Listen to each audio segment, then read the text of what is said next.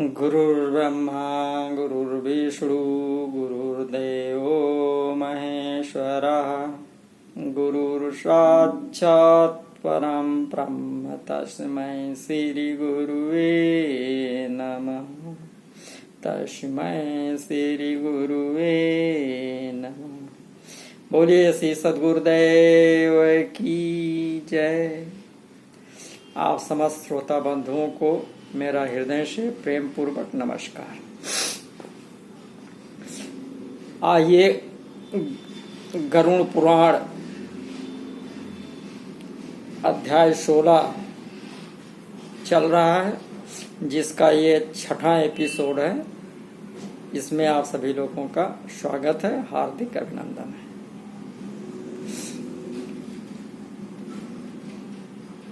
वेद अगम पुराणाज्ञः परमार्थं न वेत्ति यः विडम्बकस्य तस्यैव तत्सर्वं काकभाषितम्।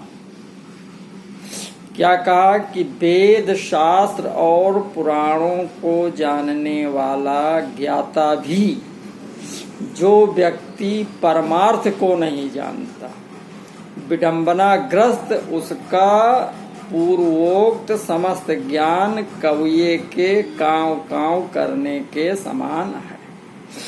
तभी गोस्वामी जी ने कहा कि धर्म न दूसर सत्य समाना, परहित सरिस धर्म नहीं भाई। तो इस तरीके से परमार्थ करना ये ज्यादा जरूरी है।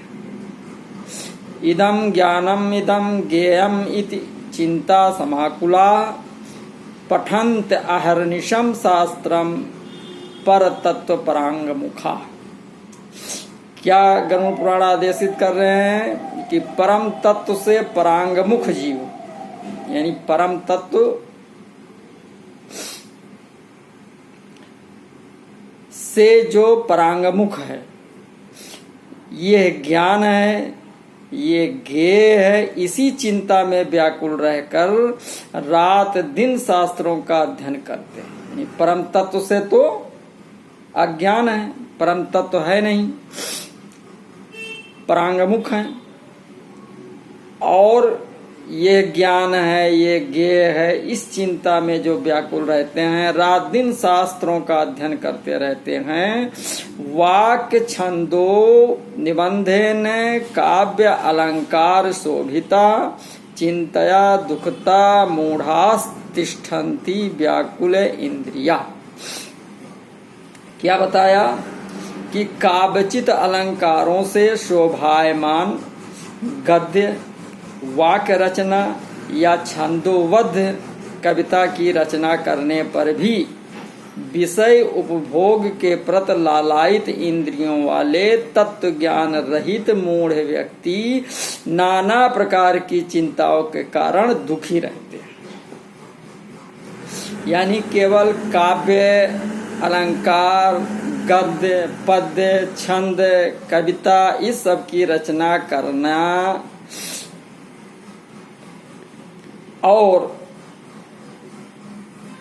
इतना सब होते हुए भी तत्व ज्ञान से रहित रहना, ये सबसे बड़ी दुर्भाग्य की बात है। इसलिए उनको इतना ज्ञानी होने के बाद भी गरुड़ पुराण उनको मूढ़ घोषित कर रहे हैं। अगर तत्व ज्ञान नहीं है तो मूढ़ है।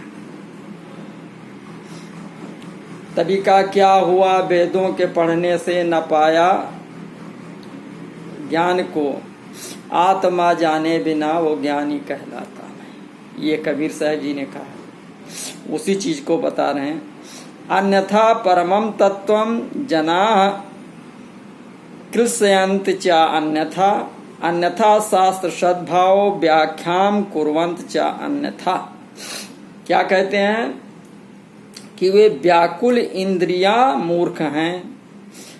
अन्य प्रकार से परम तत्व ज्ञान होता है, परंतु मनुष्य शास्त्रों को पढ़कर कष्ट उठाते हैं, शास्त्रकारों की भावना अच्छी होती है, परंतु मनुष्य उसका अर्थ दूसरी प्रकार से लेते हैं। यानी आत्मज्ञान तो दूसरे, उसके टेक्निक अलग है, समझने की विधि अलग है, लेकिन शास्त्रोक्त बातें पढ़ पढ़ करके जो कष्ट उठाते रहते हैं और आत्मज्ञान से कोसों दूर होते हैं, ऐसे व्यक्ति को इंद्रिय मूर्ख कहा है। कथयन्ति उन्मनीभामं स्वयं न अनुभवन्ति च अहंकारता केचित उपदेशादि वर्जिता। क्या कहा? जिनको गुरु का उपदेश नहीं मिला। देखिए, आत्मज्ञान सद्गुरु से प्राप्त होता है, तो कहा जिनको गुरु का उपदेश नहीं मिला वे धूर्त जन, गुरु के द्वारा दीक्षित हुए नहीं, और वो भी आत्मज्ञानी तत्वज्ञानी गुरु के द्वारा दीक्षित होना चाहिए, तब तत्वज्ञान की प्राप्ति होगी, आत्मज्ञान की प्राप्ति होती। ऐसे गुरुओं के संगत में अगर चले गए, तब भी बताया कि वो शास्त्र को पढ़ पढ़ करके, कविता बना करके, अलंकारिक भाषा का प्रयोग करके, सुंदर वाक्यों की रचना करके उनके अंदर क्या हो जाता है कि अहंकार उत्पन्न हो जाता है। वो धूर्त जन है, वे स्वयं परम तत्व का अनुभव नहीं करते और अन्यों को ब्रह्म ज्ञान का उपदेश देते हैं। पठन्त वेद शास्त्राणि बोधयन्त परस्परम न जानन्त परम तत्वम दरवी पाक रसम यथा। बहुत से व्यक्ति वेद और शास्त्र का अध्ययन तो करते हैं और परस्पर एक दूसरे को बोध भी कराते हैं, एक दूसरे से वार्ता भी करते हैं, तात्पर्य समझाते हैं, उसका मतलब क्या ये भी बताते हैं, पर वे परम तत्व के विषय में उसी प्रकार कुछ नहीं जानते जिस तरह कलच्छी भोजन आदि को नहीं जानते। शिरोवाहत पुष्पाण गंधम जानाति नाशिका पठन्त वेद शास्त्राणि दुर्लभो भाव बोधका। फूल को धारण तो सिर करता है, परंतु उस फूल की गंध को नाक ग्रहण करती है। कितनी स्पष्ट बात। फूल सर पे रखा जाता है, लेकिन सर उस फूल के सुगंध को नहीं जानता। उसके सुगंध को जानने वाला क्या है? घ्राण, नाक है, वही ग्रहण करती है और जानती है कि इस फूल का क्या महत्व है। इसी तरह वेद और शास्त्रों का अध्ययन तो मनुष्य करते हैं, परंतु वेद और शास्त्रों के भाव का बोध करने वाला दुर्लभ है। यानी जो शास्त्र बता रहे हैं, जो वेद बता रहे हैं, वो इंगित जिधर कर रहे हैं हमको वो कर्म करना है, ना कि हमको वेद शास्त्र का पठन पाठन करके केवल यहीं तक सीमित रह जाना है। तो जितने भी वेद हैं, शास्त्र हैं, पुराण हैं, ये सब पुराण एक एक्सपीरियंस है, एक अनुभव है। उस अनुभव से ज्ञान लेते हुए उनके निर्देशित कर्म के तरफ कर्म करना चाहिए, उधर बढ़ना चाहिए, वहीं तक सीमित नहीं रह जाना चाहिए। जो उसी में तर्क वितर्क करते हैं उनको गरुड़ पुराण मूर्ख की संज्ञा देते हैं।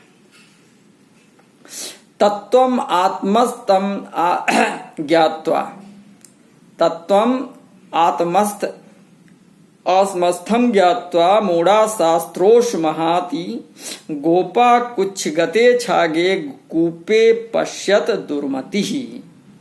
क्या बताया कि दुर्मति मूर्ख मनुष्य अपने हृदय में स्थित तत्वम आत्म स्थितिम ज्ञात्वा, अपने हृदय में स्थित परम तत्व को, परमात्मा के अंश को नहीं समझता और उसे जानने के लिए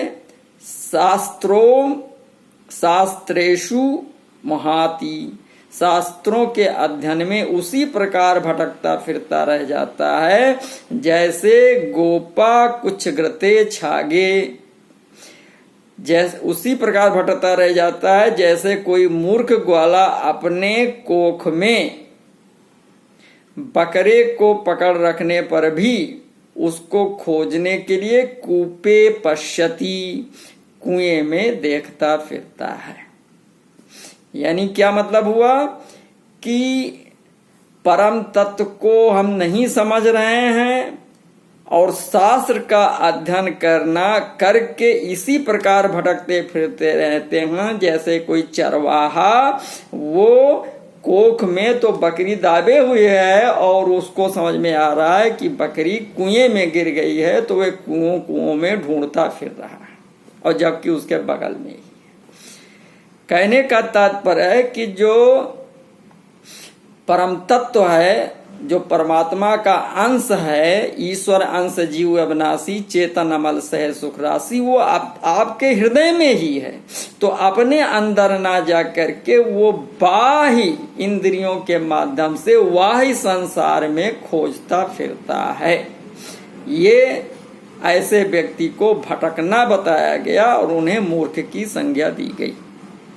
संसार मोह नाशाय शाब्द बोधो ना हिच्छमा न निवर्तेत तिमरम कदाचित दीप वार्तया। क्या बताया कि संसार के मोह का नाश करने के लिए शास्त्र के शब्दों को अर्थ को जानना मात्र पर्याप्त नहीं है कि केवल अर्थ जान करके बस ठीक है यहीं खत्म हो गया। खत्म नहीं हुआ। अर्थ को जान करके शास्त्र के आज्ञानुसार उस कर्म को करना चाहिए। केवल जहाँ अर्थ निकाल करके लोगों में विद्वता जो है अपना बांटना, इससे ना सामने वाला को समझ पाता है ना आप जान पा रहे हैं कि शास्त्र का कथन क्या है। ये ऐसी वाली बात हो जाती है कि जैसे हम दीपक तो रट रहे हैं, लेकिन केवल हम उसकी बात ही कर रहे हैं और दीपक को जला करके अंधकार को दूर नहीं कर रहे हैं। यानी बताया गया शास्त्र में कि अंधकार को दूर करने के लिए दीपक जलाइए, तो हम ये तो बोल तो रहे हैं दीपक जलाने से अंधकार दूर होगा, दीपक जलाने से अंधकार दूर होगा, लेकिन यथार्थ में हम अंधकार को दूर करने के लिए दीपक को नहीं जला रहे हैं, केवल बात ही बात कर रहे हैं। तो केवल बात करने से अंधकार दूर नहीं होगा। इसी प्रकार से केवल शास्त्र के शब्दों का अर्थ निकाल करके केवल उसकी परिचर्चा करना, केवल बात करने से ही आत्मज्ञान नहीं होगा। आत्मज्ञान सद्गुरु के शरणागत होकर के अपने अंदर जब प्रक्रिया के लिए जब सद्गुरुदेव जी उपदेश देंगे तब आत्मज्ञान की शुरुआत होगी। प्रज्ञाहीनस्य पठनम यथा अंधस्य च दर्पणम अतः प्रज्ञावताम शास्त्रम तत्वज्ञानस्य लक्षणम। बुद्धिहीन मनुष्य का पढ़ना अंधे व्यक्ति के दर्पण देखने के समान व्यर्थ है।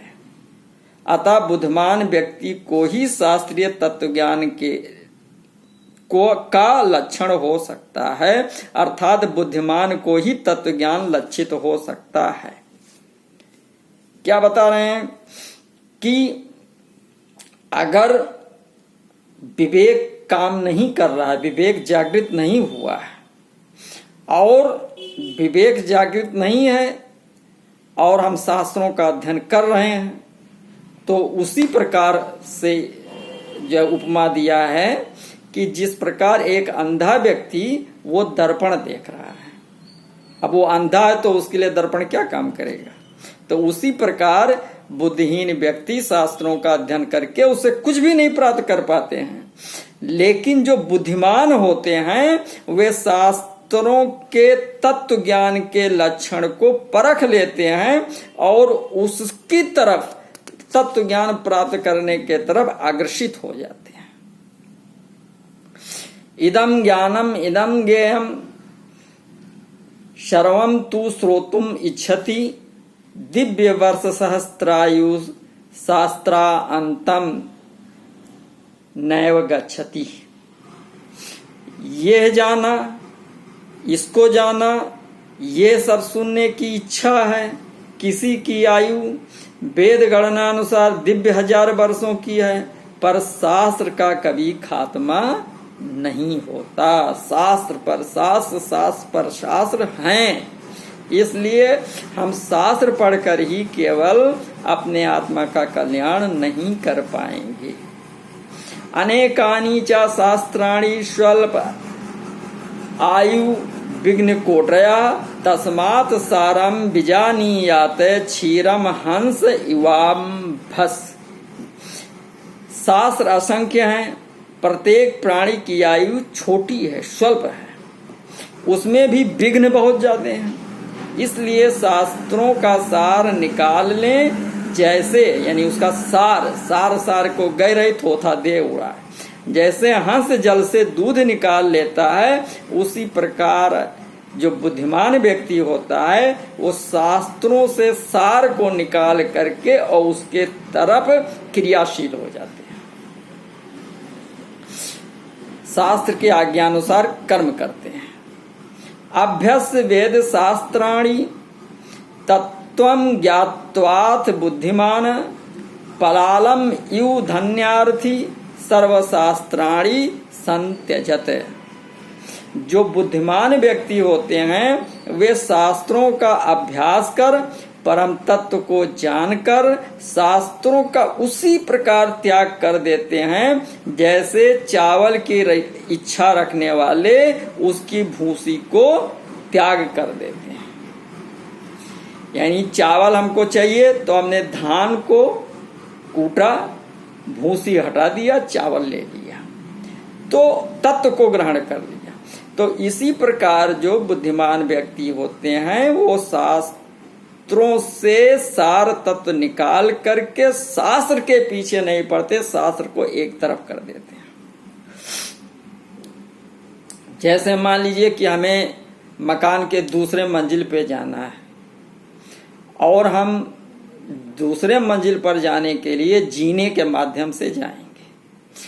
एक जीना चढ़ेंगे, दो जीना चढ़ेंगे, तो हर एक चढ़े दूसरे जीने पर जब पहुंचेंगे, जब पहला जीना छोड़ देंगे। इसी प्रकार जब लास्ट में पहुंचेंगे तो जीने को छोड़ देंगे तभी हम छत पर पहुंच सकते हैं। हम जीने पर भी चाहे खड़े रहें और छत पर भी पहुंच जाएं तो यह असंभव है। इसलिए जीने को छोड़कर तब छत पर जाना होगा। उसी प्रकार शास्त्रों के माध्यम से उसके सार को लेकर के तत्व ज्ञान आत्मज्ञान के तरफ बढ़ना होगा। यथा अमृतेन तृप्तस्य न आहारेण प्रयोजनम तत्वज्ञस्त तथा ता अर्थ न शास्त्रेण प्रयोजनम। क्या मतलब हुआ कि जैसे अमृत से तृप्त प्राणी को आहार से प्रयोजन नहीं होता, जिसको अमृत मिल गया तो वो छोटी छोटी चीजें क्यों खाएगा पिएगा, वैसे ही तत्वज्ञानी को अन्य शास्त्र से कोई मतलब नहीं होता है। एक उदाहरण और है कि जैसे हमने बहुत अच्छी मिठाई, बंगाली मिठाई खा ली है और बंगाली मिठाई खाने के बाद में हम गुण के तरफ नहीं देखेंगे।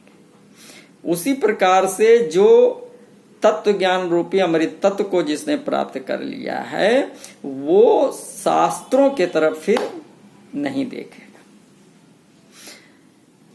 ना वेदाध्ययनम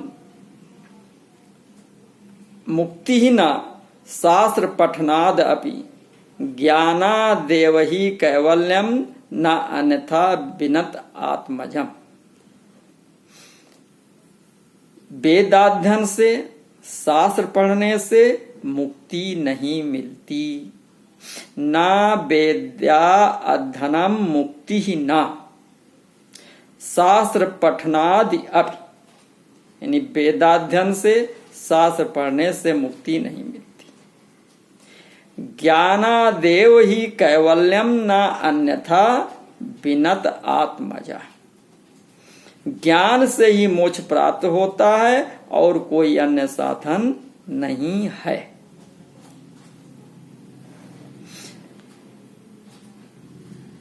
न आश्रम कारणम मुक्ते दर्शनानि न कारणम तथैव सर्वकर्माणि ज्ञानम एव ही कारणम।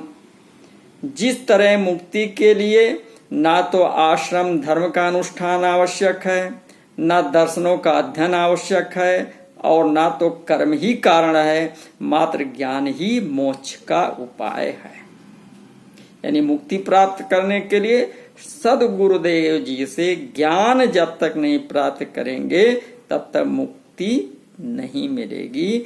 यानी सर्वधर्म सर्वत्र धर्म क्या है?